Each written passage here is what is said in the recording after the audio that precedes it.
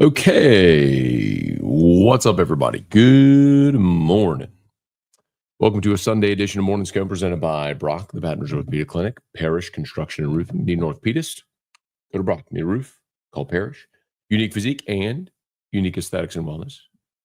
Restored Motions, restoredmotions.com. Bocock Brothers, premium cigars. Use the code MAT15, MAT15, MAT15, 15% off your order. Okay, what's up, everybody? Hi. Hi. Hi. You want to say hi to Dad's show? You want to say hi? Ha. Ha. Oh, I'm going to sit on Dad's lap. Okay. We're going to say hi to Dad's show.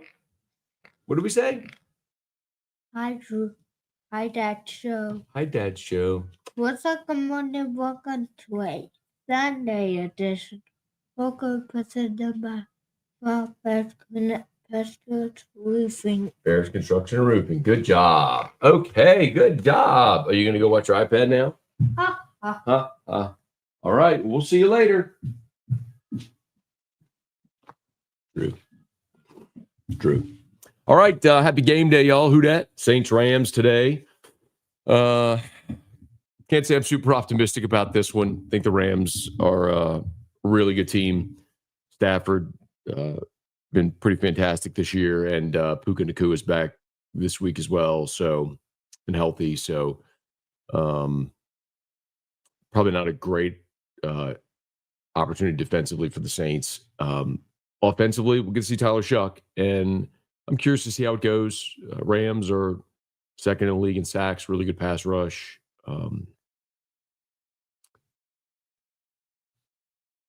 You're not very good on the line of scrimmage, despite all the investment in draft picks. But, yeah, we'll see how it goes. So, time to see Tyler Shuck. Very much looking forward to that. So, it's very likely that you're going to get. Very likely we'll see Tyler Shuck for the rest of the year, and you'll get a sense of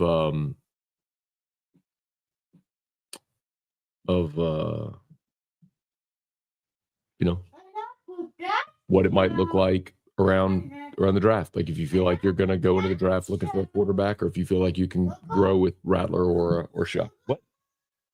After Dad, show Daddy go to church, and then Daddy, you go to the mall. Let's go, Joseph. Dad, go church, Erica. Okay.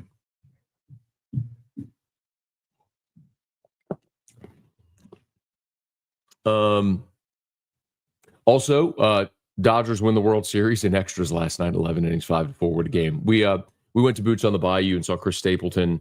Had a great time there, but a lot of people had their phones out watching Game 7 of the World Series. So, Dodgers, the homer in the ninth to send it to extras and then win it in 9. So, congrats, former LSU Tiger Paul Gervais wins a World Series. Unfortunate for Kevin Gausman, man. He had a chance in Game 6 to close it out too, but what a series, man. Great World Series. And then, busy day of college football yesterday. So, Georgia eked past Florida.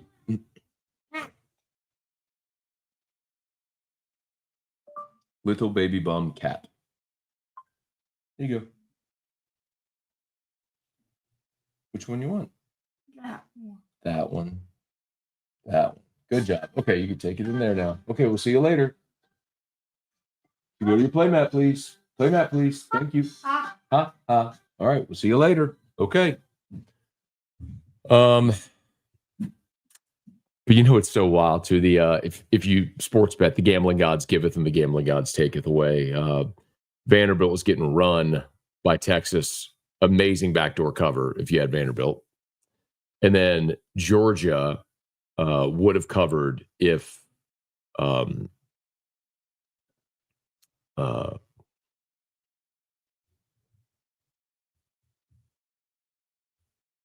Stockton. Oh my God, sorry. Gunnar Stockton had just run in the end zone, and instead he took a knee at the 1 yard line. So a BS win for Vanderbilt, a BS loss with Georgia. But Georgia Tech lost. Told y'all, man, them home dogs yesterday, man.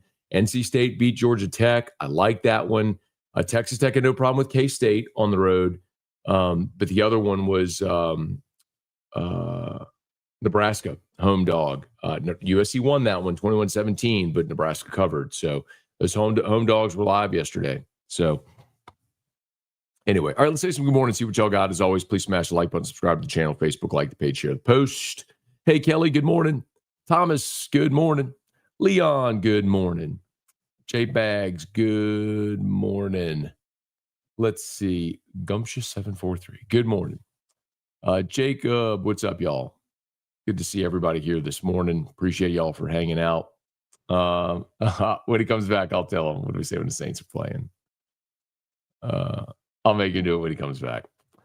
Day 6, we'll get it. Hey, Brad, good morning. Do you think Freeze gets fired? Hey, man. I don't know enough about what's going on at Auburn. Like, I mean, they usually are very reactive. And they like to fire coaches over there, man. But I'm with you. I don't know how, if you're Hugh Freeze, you keep your job after that. I mean, that's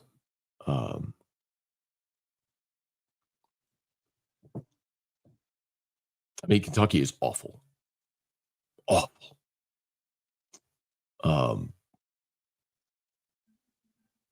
And to lose that game,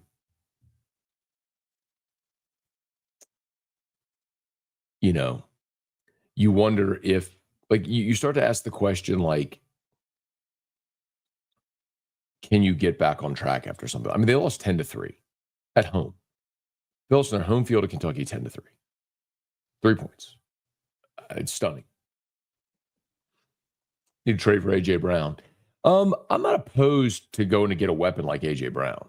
What I don't know is, number one, what you'd have to give up for A.J. Brown and what his contract is. Like,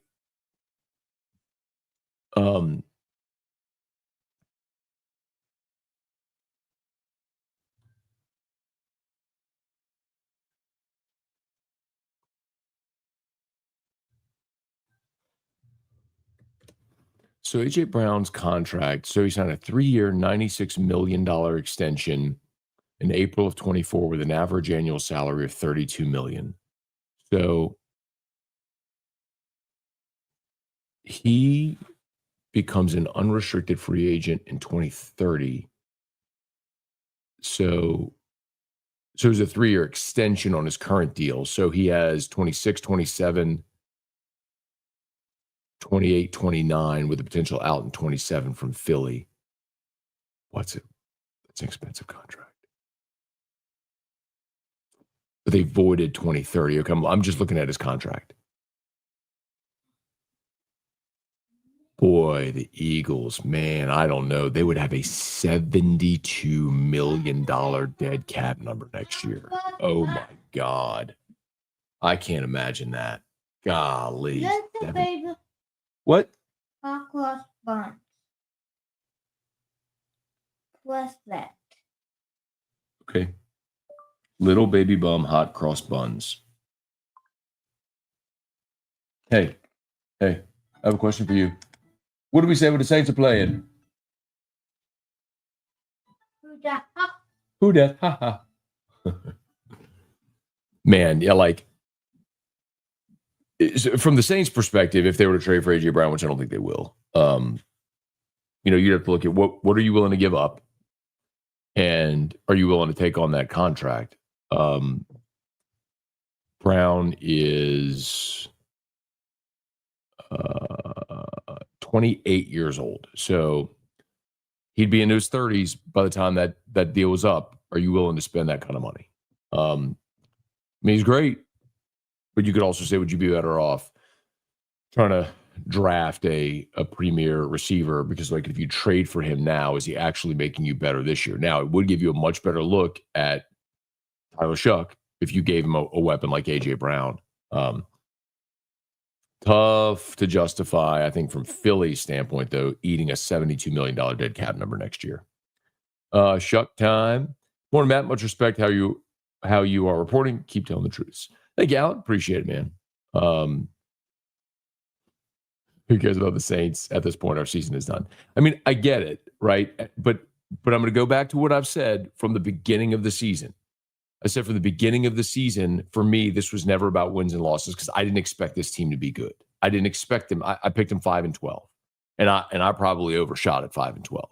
Clearly, they're not even that good. So I was never going to be about wins and losses. It was always about, are you developing cornerstone pieces for the future? And that's what I want to keep seeing develop. Like, is Kelvin Banks capable of being your franchise right tackle? Can Tali Fuaga continue to be your franchise right tackle? We kind of were hoping Brian Brzee would take a step this year. Haven't really seen that. You got two young linebackers that they really like a lot that are getting more playing time. And because how much longer is Demario Davis going to play? Are you going to trade Pete Werner? Well, you've got Danny Stutzman. Isaiah Stallbird they like a lot. Is Kool-Aid capable of being a number one? Is Quincy Riley capable of being a starting cornerback? What you want, baby? Well, let the big bum row your boat. Okay, thank you for asking. Little baby bum, row your boat.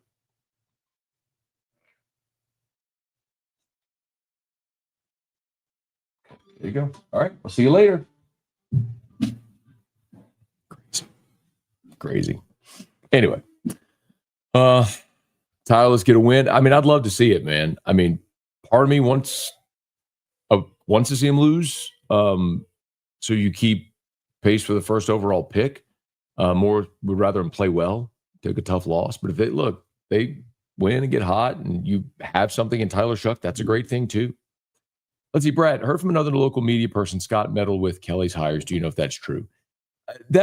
Listen. If you're trying to craft a narrative, you can always find something like that if you want to spin it a certain way. Like we've said objectively that Austin Thomas was a Scott Woodward hire, not a Brian Kelly hire. But I think we would all agree, like, you have to have a GM in the modern college football. Like, if you don't have someone in that role, like the head coach isn't managing salaries for about your rev share and all that different stuff and how the contracts are working. Like, you need a GM to do that. So Scott made that hire, but okay. And as I think Austin is an athletic department employee, not just a football employee. I need to check that. Don't quote me on that. I think I need to check that. Pelican Saints are on the struggle bus. Pelicans are atrocious. Same New Year, same story. Hey, Carl. Going to be a bloodbath in LA today. Great World Series. Sorry about Gosman coming up short. Yeah, man. But Gervais got a championship. Hey, Shane. Good morning. Who dat? Hopefully we're not saying what the shuck today. Hey, Ben. Good morning. Praise Jesus. Amen. Hopefully this is a much slower Sunday than last Sunday, which was, oh boy. Leon, do we need a first-round quarterback? Daniel Jones killing it in the AFC. Maybe we can get a deal on a retread. Look, Daniel Jones is playing awesome. Baker Mayfield's a great example of a guy that was the number one pick who finally found a spot where it clicked.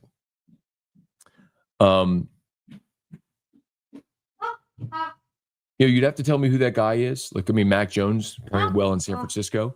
And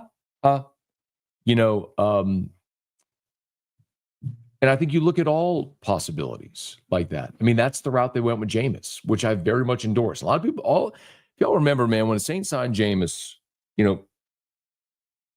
before they even did it, I have the receipts. One of the great things with the internet era was to go sign Jameis Winston, because you have a guy that's physically gifted enough to be the number one pick.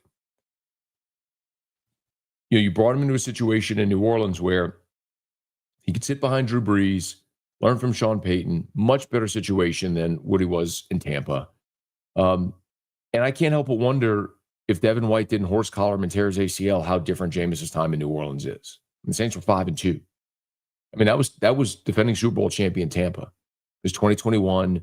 you're 5-2 at Halloween, and Jameis had what's like 7 touchdowns, 2 interceptions. Like, he was playing great. I can't help but wonder what if. And then, it was the Andy Dalton experiment, and then Derek Carr. We know all that happened. But anyway, so the point is, like, yeah, you can go that route. You tried it with Derek Carr. It didn't work. You got to find the right guy. It doesn't always work. Hey, Kyle, good morning. Who dat? Gwen, hello to you and Drew from the Valley. As far as I can tell, no lost recruits, no, and 1 game under Frank Wilson. Much better than Bama fared when Saban hung it up, if I recall correctly. That's true. It's very true. Saban also retired after the season. So it was in a time where you guys could go in the portal and you weren't getting close to the signing day and all that sort of stuff. So a little different. So let's see how it goes after the season. Hey, Brett, good morning. Hey, Chris, maybe you covered this previously. A lot of ifs surrounding LSU, but I'll ask you this one. If the governor not in place, do you see a scenario where Woodward returns? I'm sorry, do you mean like if they rehire him later down the road? I do not see that, no.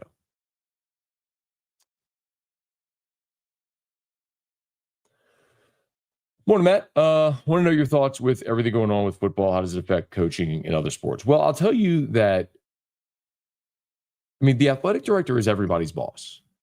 And in particular, the coaches that were hired by Scott Woodward, Jay Johnson, Kim Mulkey, like, they're on edge because you always feel good when the boss who hired you is there, and when someone else comes in, things change. So it's not to say like whoever the new athletic director is would run Kim Mulkey or Jay Johnson out of town, but how are things going to run internally that would change for their program? That's the thing that would be upsetting to them. I mean, look, after their exhibition the other night, Kim Mulkey didn't go do the post-game presser. Bob Starkey did. Why do you think that is? Because Kim don't bite her tongue, and they don't want her in front of a microphone. And that's smart. That's tactful. Maybe if the governor's political advisor had gotten to him before the press conference that he gave on Wednesday, maybe a little more tact, and you don't have quite the firestorm. Nick Torino. What up, Nick Torino? Good to see you. Saw your better half at the press conference on Friday. I hope y'all had a great Halloween. Sounds like the girls had some good costumes ready to roll. Hey, Scott, good morning. Michael, what'd it do? There's more, Matt. Thought for a minute Lane Kiffin was trying to give the game away so he can make them move a lot quicker. Hey, Jason, good morning. Steven, good morning. Jimmy Rain, getting him out of there. Oh, you mean the Yellowwood guy? Talking about Hugh. Morning, Matt. All you beautiful Scone heads, have a great Sunday. Thanks, Austin. Same to you, man. Hope all is well. John Paul, good morning. Make it a great day. Hey, Luke, good morning. What do you think about Brian Hartline as LSU's head coach? So Hartline is on the Ohio State staff, right? See what he was doing before he went to Ohio State.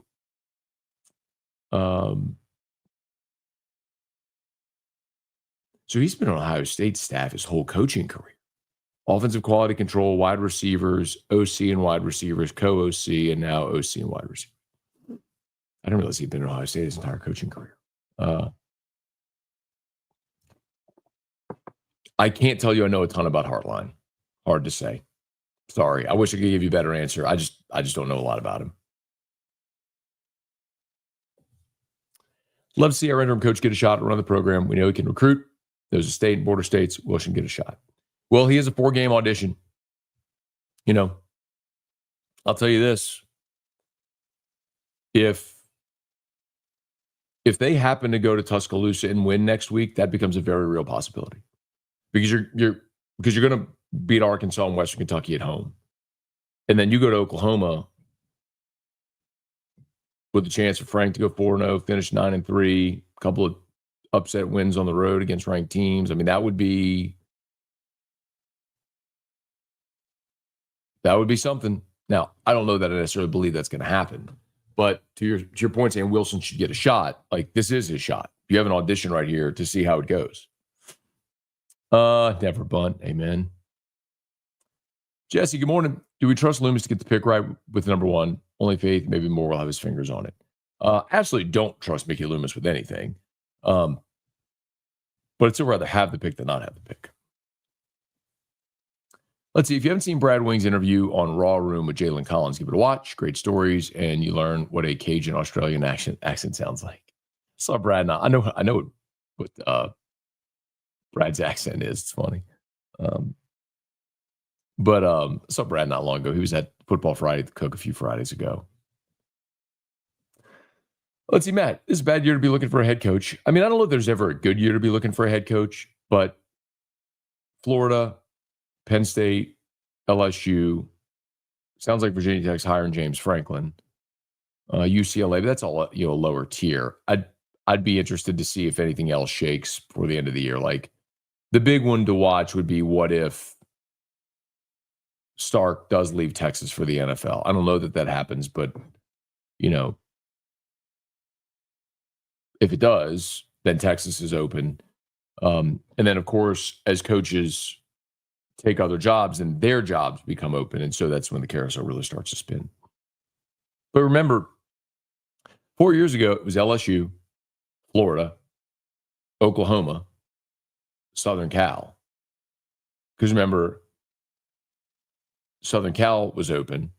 They hired Lincoln Riley, so Oklahoma became open. Florida and LSU were open. I mean, it was a huge year 4 years ago when LSU was hiring a coach. And then Notre Dame came open, obviously. Matt, do you think Tommy McClellan gets a look at AD? Former AD at McNeese and Louisiana Tech. He's now at Rice, Louisiana guy. His name come up, just curious. I've not heard Tommy's name. The five names I've given you are the ones I've heard, in addition to one more, which I'd rather not say. In the last 24 hours, it's someone I know who has reached out to express interest, who would be a fascinating candidate, but has more experience in the business world than in athletic administration. And I will tell you that name if anything becomes more official. For example, if this person actually has some type of formal or informal interview, I'll absolutely tell you this person's name. But as of now, I'm not comfortable saying it because I think it's very preliminary and just sort of in a gauging interest phase. But the five names I've given you are the five that I've heard. Verge, of course, the internal candidate. The two sitting Power 4 ADs are Josh Brooks and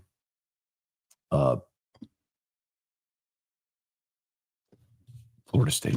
God dog it. Sorry, y'all.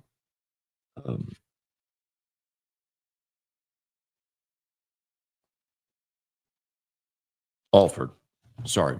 Michael Alford from Florida. God, why did I blank on that? Florida State, sorry. Heath Schroyer from McNeese and J.R. Teagues from Southeastern.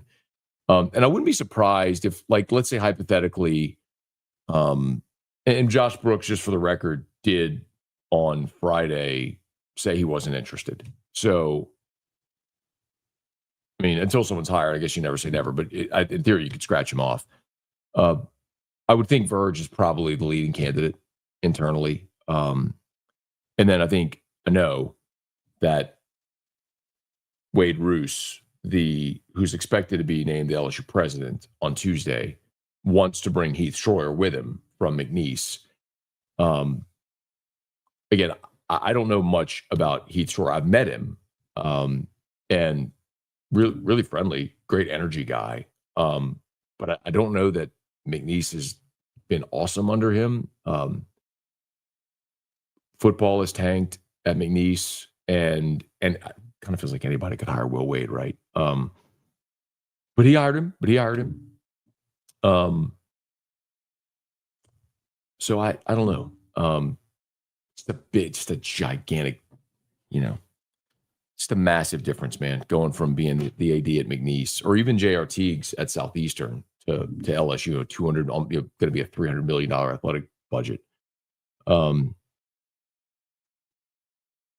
So Those are the ones. Those are the 5 I've heard, and then there's one more that I've been told here has expressed interest, but again, not an athletic administration background, more of a business background, which would be fascinating. I mean, because if you think of running LSU athletics in terms of running a $200 to $300 million business, this person makes a lot of sense for that. But there's certainly things that this person would have to learn.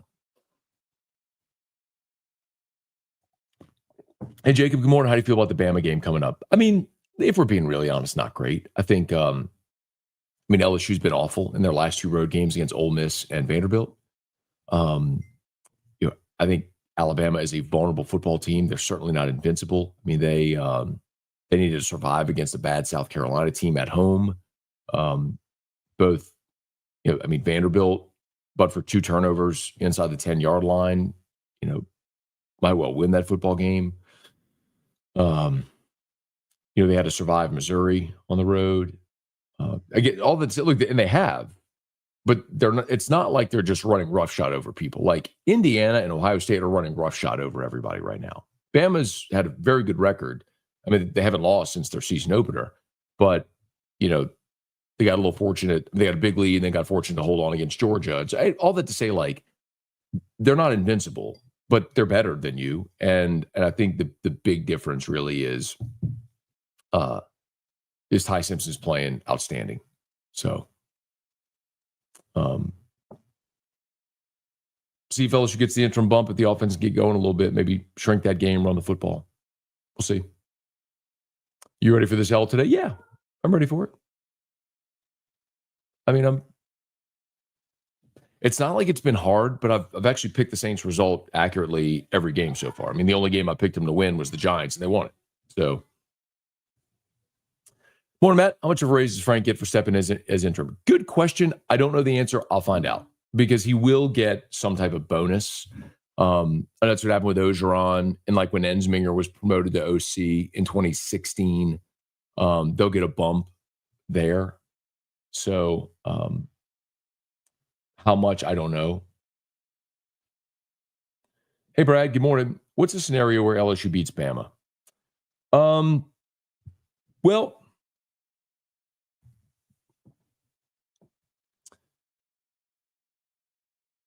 if LSU can find balance on offense and protect the football, they will have a chance to win the game. Like, I do think it will be a close game. I don't think this is I don't think we see what happened against A&M. I think you see a much more inspired effort, and I think you're going to see a healthier defense too. So, Jamari Butler should be healthy. Bernard Gooden should be healthy. See about Whit Weeks. If he's going to be able to go. I'm curious if when we talk to Frank on Monday, if he'll be a little more forthcoming about Whit's injury. Again, without a principal source confirming it to me, I don't want to tell you what I've been told.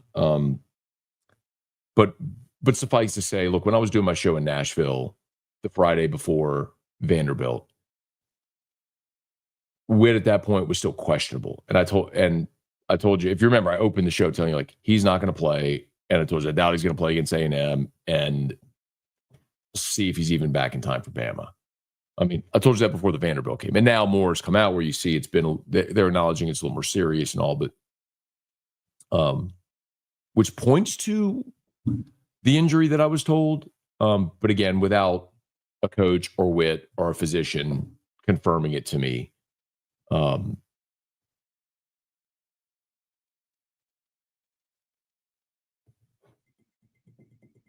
Yeah, I'm not going to say.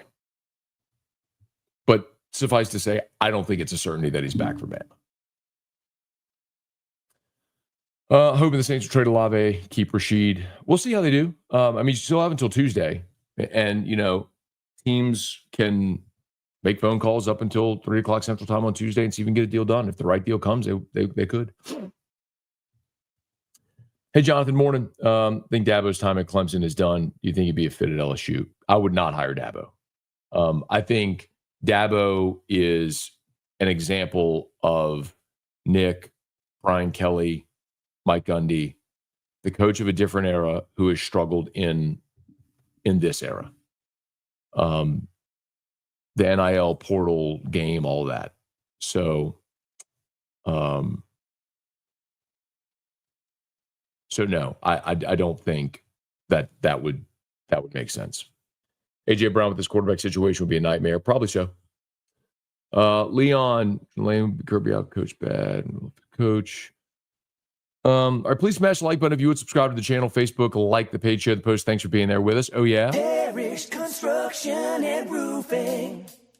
At Parish, we've got you covered. From the top of your roof, all the way down. Parish Construction and Roofing. Parish built. Parish built. Parish built. From your hometown. ParishBuilt.com. All right, Parish Construction and Roofing. If you need an orthopedic, go to Brock. You need a roof, you give us a shout at Parish. Remember, unique physique and unique aesthetics and wellness. I want you guys to let the ladies in your life know if they are into Botox or if you're into Brotox. Remember, $8 a unit Botox at Unique Aesthetics and Wellness. That is not a gimmick. That is not a limited time offer. That is an everyday price only at Unique Aesthetics and Wellness. And of course, Bocock Brothers Premium Cigars. Use code MAT15, MAT15, MAT15 for 15% off. Jesse, did the Pelicans fire Willie Green midseason? Maybe. I just can't believe they haven't fired him yet. Matt, you know why Austin Thomas isn't on the search committee? Does that mean he isn't going to be involved? Yeah, good question, Lucky.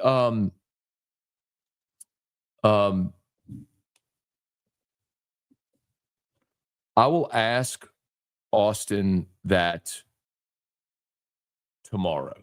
I'm not going to bother him on a Sunday, but I will ask Austin that tomorrow. If y'all have other questions that you're interested in knowing an answer, let me know. Why? I'm making notes. Austin Thomas, not on committee. Got it. Hypothetically, if the Saints took quarterback in the first round, top 5 pick, who would you take right now? Ty Simpson. I think Ty Simpson this year has been the most outstanding player in college football. I think it's interesting to me that they had Ty Simpson on the roster a year ago and went with Jalen Milroe when very clearly, and I understand Milroe's dynamic running ability gives you a different dimension, but Simpson functions in this offense way better.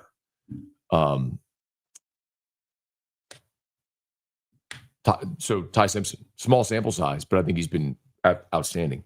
I think Lenoris Sellers probably has the most upside because of his physical ability, but I just don't think he's a good quarterback. And he may be someday. Like, it may be a Josh Allen type situation, but it may be Mitchell Trubisky. It may be Anthony Richardson, where you have this great physical ability and it just never materialized into being a great quarterback. Let's see. Go Tigers. Yeah, someone asked about, maybe that was you asked about Brian Hartline earlier. Yeah. Sorry, I'm a little behind on comments, clearly. Does the transfer portal open for eligible players during the season? No. That's a rule that's changed, and Shea Dixon clarified that for us this week on AFR. So it does not open in season. But players could opt out if they wanted to. Who's been your favorite national media interview this past week? You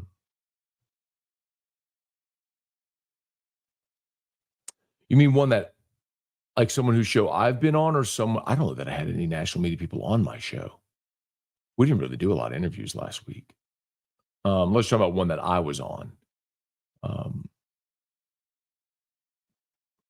was on with Maggie and Perloff. That's Andrew Perloff, a.k.a. McLovin from the Dan Patrick Show. They were good. I did Feinbaum. Paul, I mean, I know Paul is Paul and everybody, but like, I've always had a very cordial relationship with Paul. He's always been very nice and complimentary of me. And I've been going on Paul's show probably for 15 years. So, back when he was on Jocks, before he went to the SEC Network in 2014 when they launched. So it's been longer than that. it's been at least 11 years, longer than that. What do you think of Dan Mullen? So this, man, a lot of people aren't going to love that. I know a lot of football people, right, who rave about Dan Mullen as an offensive game planner and game caller. Dan Mullen's issue, certainly at Florida, was the recruiting piece. He just didn't love to recruit. So that's an example of a guy who 4 years ago I would have said absolutely not. That now I look and go, okay, because recruiting is done so differently now that I could be down with that. Like, you get the guy that is a really good organizer, good offensive mind, game planner, game caller, all that can coach the team, and you have your GM and your recruiting staff that manage most of building the roster. Like, I could get down with Dan Mullen, and you could get him far more affordably coming in from UNLV than you would if you were to go get Dan Lanning or Lane or Marcus Freeman or someone like that. Would you be okay hiring Summerall with a reasonable contract? Yes. I think John Summerall, listen, y'all, I'm going to be very clear about John Summerall, okay? I know there are going to be people who do the whole, you can't hire the Tulane coach thing, because they did it with Napier 4 years ago. John Summerall played linebacker at Kentucky in the SEC. He was a GA at Kentucky. He's coached on the West Coast in San Diego. He was an assistant at Tulane. He was an assistant at Troy. Went back into the SEC at Ole Miss as the linebackers coach, and then went back to Kentucky as a linebackers coach and then co-DC before he got his head coaching job at Troy, and then now the head coach at Tulane. He's 43 years old. You would be hiring Summerall at about the same point in his career that you hired Nick Saban. Now, I'm not saying he's Nick Saban. Please don't confuse me. What I'm saying is, and look, and Nick at that point was traveled and had NFL experience. I'm not saying that matters, but he had been a DC with the Browns under Belichick. We know all that. But he had been a head coach at Toledo and then at Michigan State, right? And then got the LSU gig. All I'm saying is, this is a guy that has coached. He played in the SEC, has coached at multiple places in the SEC, has been a head coach at 2 different spots and has won at both, and is 43. He has got great energy. He knows the SEC, knows Louisiana.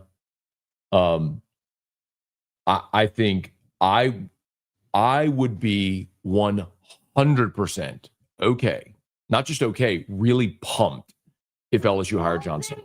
Like, Crawl what? We'll play Crawl Bear. You want to play with Crawl Bear? So, right. So, anyway.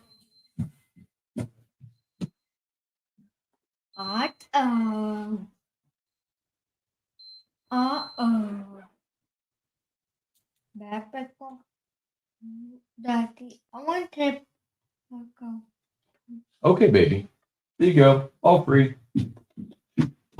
I think, the way, and forgive me if you've heard me say this already, but I mean, I'm not going to just fabricate an opinion to change things up. Like, I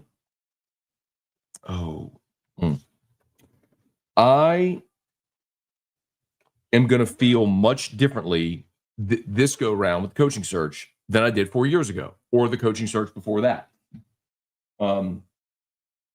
My feeling has always been, you're LSU, you don't need to take the risk.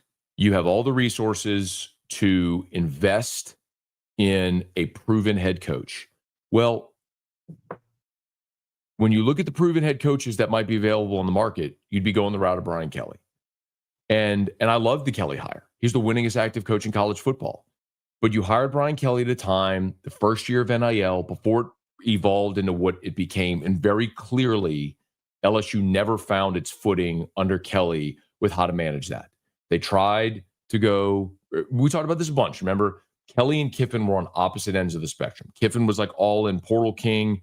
Kelly was built through the high school ranks, supplement in the portal. And both kind of were doing the same results. And then this year, Kelly completely morphed into the Kiffin point of view with like, let's go all in on the portal to try to, go in all in and win a championship behind your veteran quarterback. And clearly it didn't work.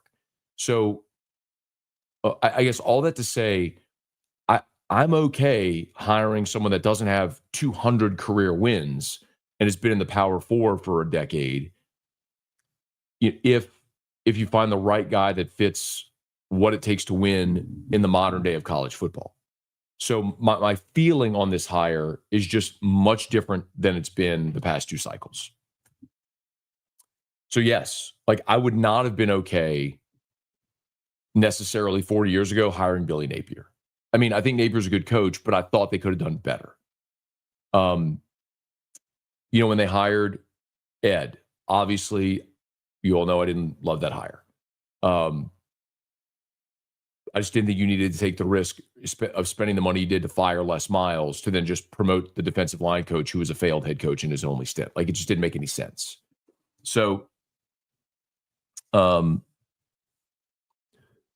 I feel very differently about this one than I did because the landscape of college football has changed. Hey, Tiger Diver, good morning. Y'all are going back and forth. Sorry. Hopefully the new AD realizes this point, Jay and LSU baseball deserve more NIL funding than men's basketball. So that's never going to happen. Okay. You have to remember, like, the only 2 sports that Crawl Bear, the only 2 sports that make money are football and men's basketball. Everything else loses. Even baseball loses. So you're not, like, I would argue, and by the way, it's not NIL, it's rev share. The key for baseball is getting LSU supporters that are business owners to do true third-party NIL deals for the players. So if you own a business, like, I'm telling you straight up, like, I did my show at the NILSU Max event in Tiger Stadium, a month ago or so, had a long conversation with Jay Johnson there. I mean, and Jay was one that got up on the podium and spoke to all the business owners that were present, about 100 or so. And I mean, he said very plainly, like, we need you. So if you're a business owner, like, you may not think it, but if you're a business owner and you could do a $5,000 NIL deal with a baseball player, that's a big deal. In football, for the football team, that's not going to carry much weight. For baseball, for Beth Tarina in softball, for Jay Clark in gymnastics, like, those are massive things. Like Parrish, we did an NIL deal with Michaela Williams and Malaysia Fulwiley for LSU women's basketball. We did an NIL deal. They came out to a job we were doing. They did photo shoot. They did a bunch of stuff on camera for us. Now we have all this content with those 2, with those 2 women's basketball players that we can use and will continue to use and promote. And they were awesome. But, like, that's a big deal for those sports. So that's what I would tell you. Like, if you're a business owner, you want to impact LSU baseball, get your business to do NIL deals with LSU baseball players. That's the best thing you could do. No AD is going to let Jay Johnson go. That's not the point. Don't miss it. That's not the point. It's not that the AD would let Jay Johnson go. It's how does the new AD run the athletic department? How much emphasis would they put on baseball that would keep Jay Johnson happy to where he feels like he could continue to win here? Right? That's the point. Premium Kelvin Shepard. I'm gonna tell you this much. This won't shock you, but Kelvin Shepard would absolutely take the job if offered. And I think that would be a fascinating hire. That's one that, again, 4 years ago, I would have never been okay with. That now I look at and go, okay, like, I could totally be down with Kelvin. Energy, culture, clearly a great defensive coach. I mean,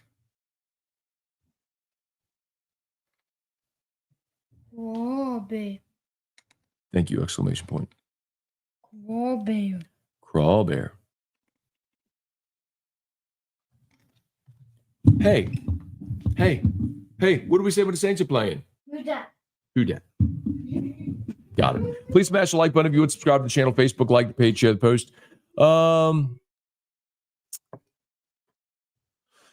Is Kellen Moore leader of men? I don't know the answer to that. Here's what I do know. My brain has been locked on LSU.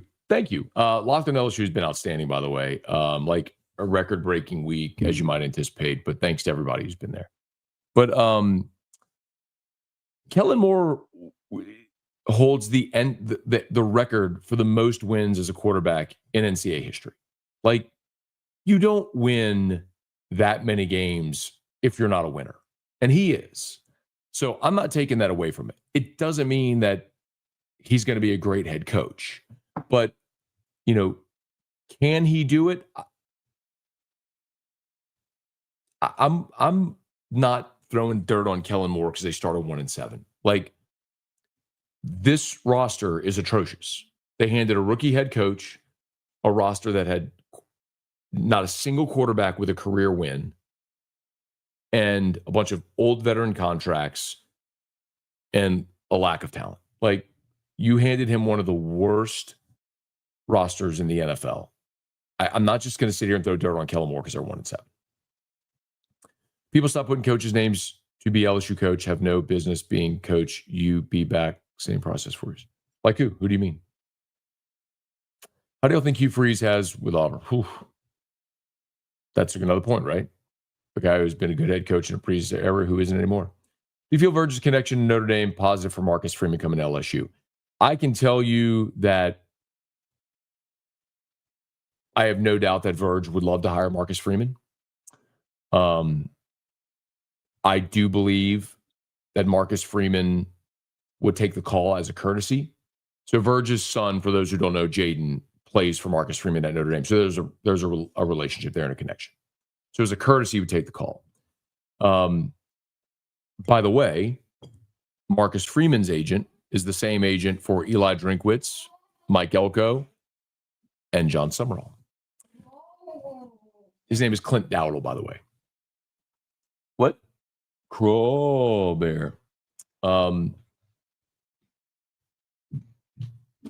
next life, I want to be a fired college football coach. Dan Mullen would be good. I agree. I wouldn't be opposed to it.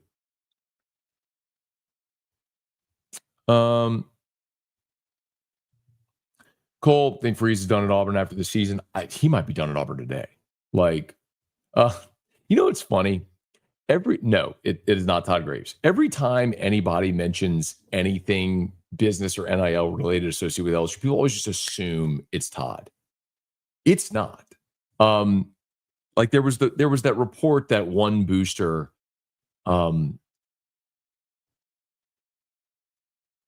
committed to the bot, which, by the way, the governor on the record told me on my radio show was not true.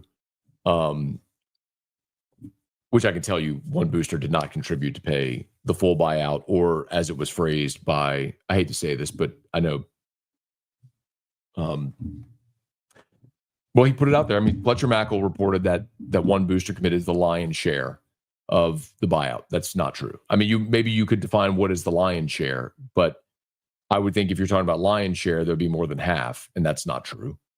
What I have said and am extremely confident in is that throughout those conversations, Saturday night, Sunday morning, that there was a booster who effectively committed enough to get them through the first year. That is not the lion's share. But the hope would have been, right, you get through the first year, maybe Brian Kelly gets another job, there's mitigation, or you agree to a settlement number, to just be done with it. And he moves on with his career. I think that was the thought, but that's certainly not the lion's share or all of it. Dan Mullen is recruiting. True. Robbie, good morning, Matt. 2026 mock draft, the Saints draft Ty Simpson, number 1 overall. I mean, look, Ty Simpson or Fernando Mendoza, I think at this point would probably be the number 1 pick. And I think both have been awesome this year. I have seen more of Ty Simpson than of Mendoza, but what I've seen of Mendoza has been awesome. The game against Oregon was so impressive. There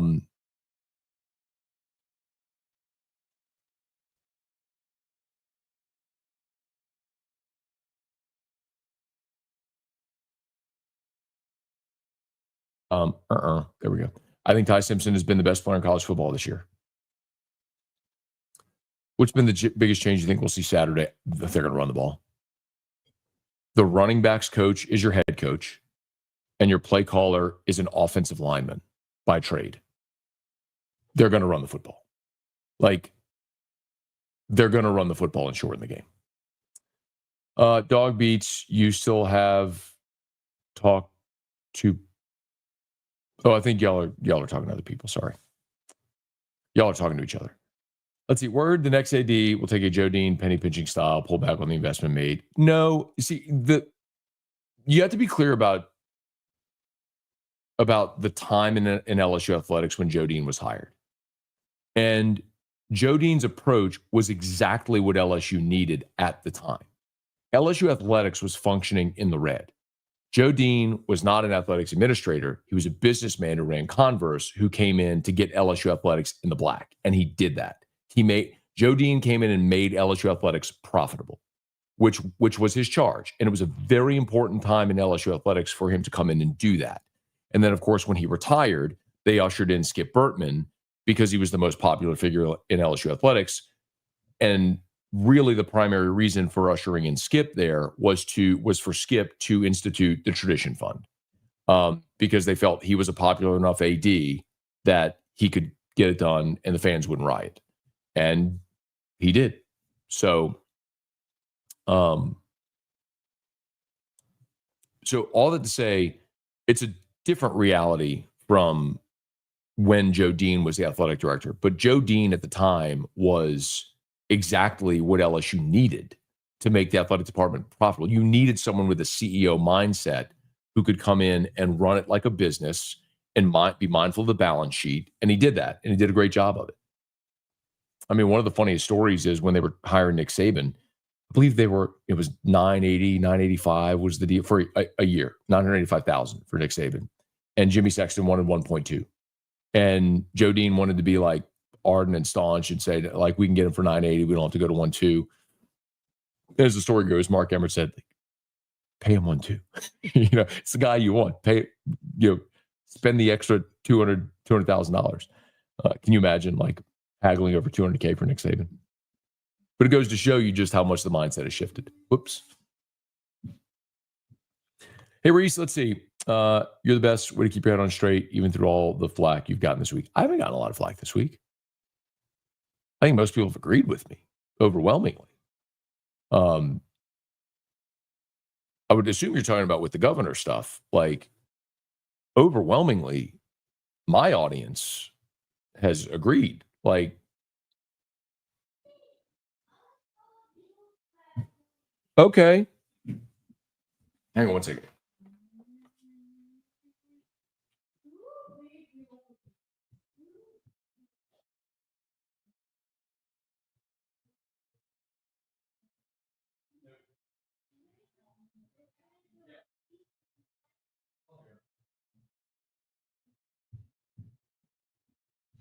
All right.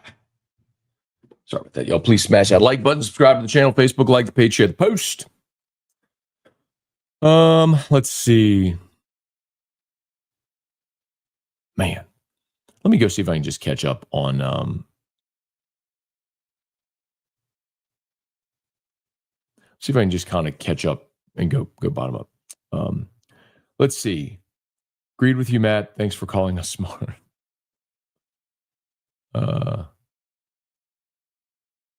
Hey, Randall, how much money would it take to get Lane trained, take the job? See, here's the problem with hiring Lane. There's two problems. Number one, his team is going to make the playoff. And so if they keep winning, he could be playing deep into December or into January, right? So your December signing period and your January portal period get crunched without a coach in place. Number two, you're not getting Lane Kiffin without giving him the big guarantee deal. Now, as I understand it, Lane's buyout, if he were to leave, is only like $5 million. It's not that much. So he could get out of his contract. Now, if they fired him, they'd owe him a ton. But if for him to leave, the number is low. So, and that was from someone who covers Ole Miss who told me that number is low. So they could get him out of Ole Miss relatively cheaply, inexpensive, but you would have to pay him the big $100 million deal with all the guarantees. It sure sounds like the governor doesn't want that to happen on this next deal. So that would almost stand to reason you would not be in the market for Lane Kiffin. I know that's like everybody's favorite first choice, but if you're not, but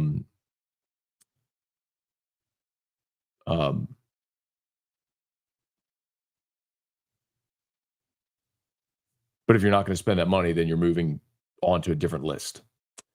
Graves undeniably a Tiger booster. Do you think that the Canes business model holds him back from doing more? Absolutely. Well, do more publicly. Like he does a lot privately that people don't know. And yes, he's one of LSU's biggest boosters. But everyone always assumes when anything comes up that it's Todd. It's not always Todd.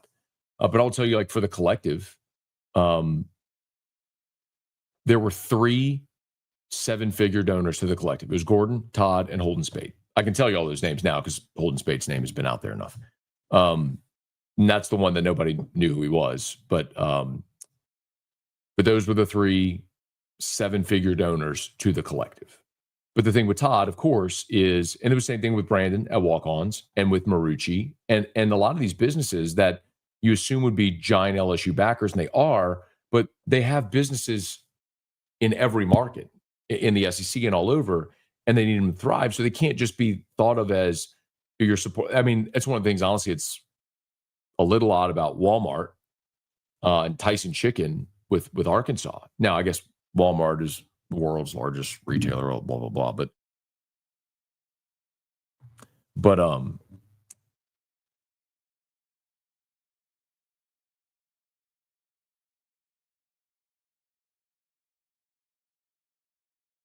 go back. There we go.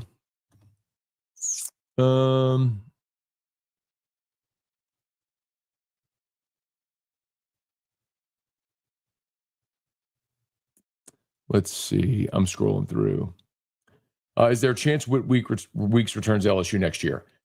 Absolutely. I think I will. You know what I'll do?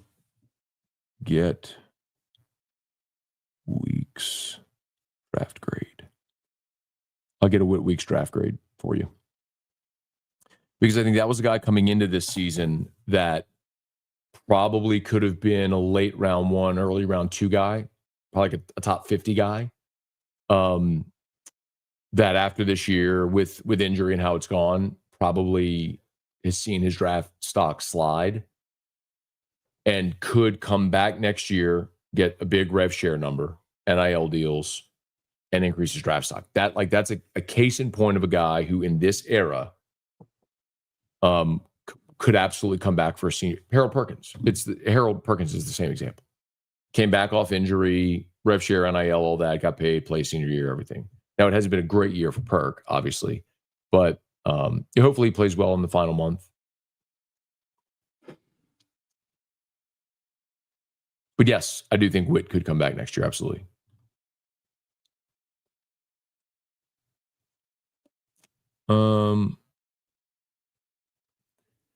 So what you don't know clearly is that Todd Graves is not an LSU alum. Todd Graves went to Georgia. He did not go to LSU. He's from Baton Rouge. He went to Episcopal, but then he went to school at Georgia. But he opened up his first Canes on LSU's campus. Obviously grew up an LSU fan and has been a big benefactor, but he's not actually an LSU alum.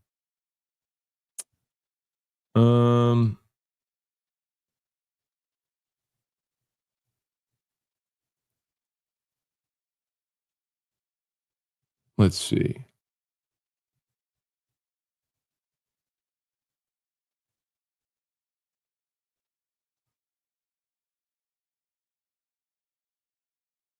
So curious what happens to Blake Baker and the defensive staff. It really depends on who gets the job, right? Hang on.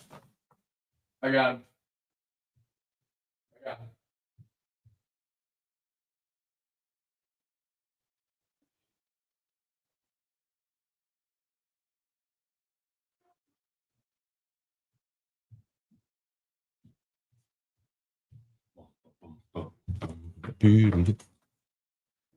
Dude, let's see. It was 4 guys that committed to the butt. That's not true. If LSU's looking outside athletics, hopefully it's someone in oil and gas for one reason. The 4 guys thing is not true.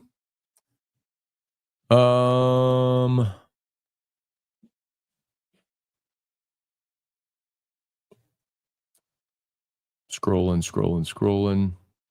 Well, I got a few minutes left.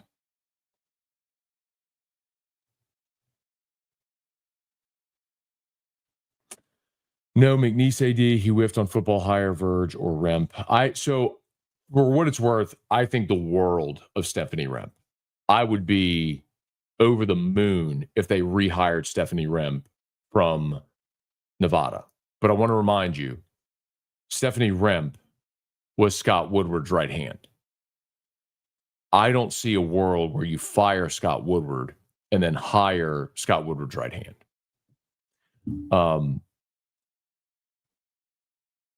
But Stephanie Remp is it was so obvious from the day she showed up. So if you don't know, Stephanie was, Scott Woodward hired her at Washington. And then when he got the A&M job, she followed him there. When he got the LSU job, he hired her here.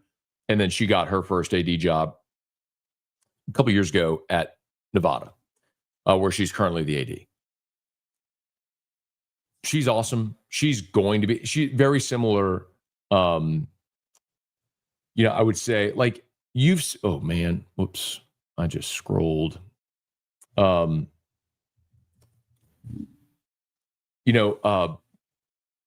Sometimes you see people that are just very obviously dynamic, phenomenal at their job. Like you can look and go, well, they're not going to be here long. That's true in any profession, right? Like whatever you do professionally, someone like that, right? Like you could just go, oh, well, they're not going to be here long. Like this, they're just going to.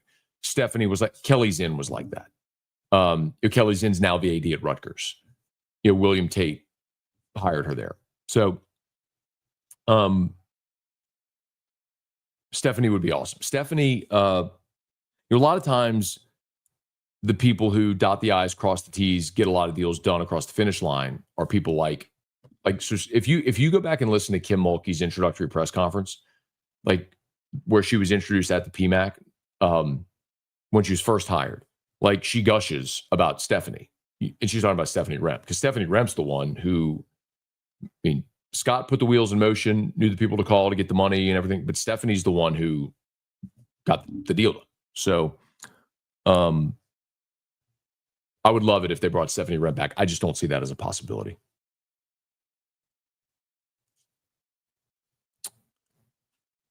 OG coaches dropping like flies. Devin, what up, man? Good morning. Brent Key could be the guy. I haven't heard Brent Key's name mentioned. Not to say that won't happen. And he's done a great job at Georgia Tech, but I haven't heard that. I did see this, yeah.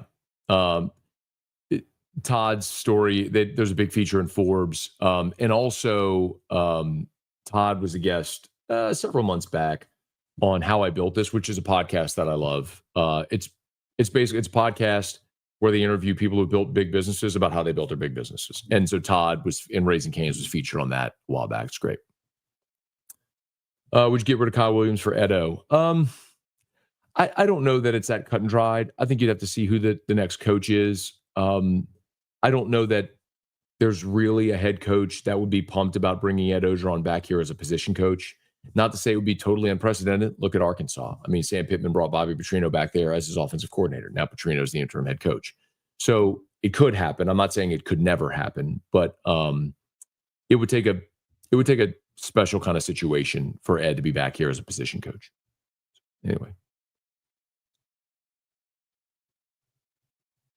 All right, y'all, I think we're done, and I got to go get ready. I got to go get to Mass. So so weird, like with the time change and everything. I know it always is. All right, let's get out of here, y'all. Have an awesome day. Please smash the like button, subscribe to the channel, Facebook, like the page, share the post. All of our sponsors are linked in the description on YouTube and tagged on Facebook. So we appreciate y'all so much for hanging out today. And who dat? I'll do a live reaction as soon as the Saints game ends, and we'll see you there. If you missed the Locked on LSU, I dropped an episode last evening, late yesterday afternoon, early evening, on the recruiting world reacting to LSU's coaching change and all that sort of stuff. So you can get that wherever you get podcasts. By the way, if you watch Locked On, this would be a huge favor for me if you would do this. You could do a huge favor for me. If you watch Locked On YouTube, awesome. Thank you. Even if you prefer to watch it, that's cool. If you could just go subscribe on podcasts to the audio so it automatically downloads, even if you prefer to watch on YouTube, that's fine. But if you would please subscribe to the audio pod, that would be a massive help for me. So I'd appreciate it. Thank you. All right, y'all have an awesome day.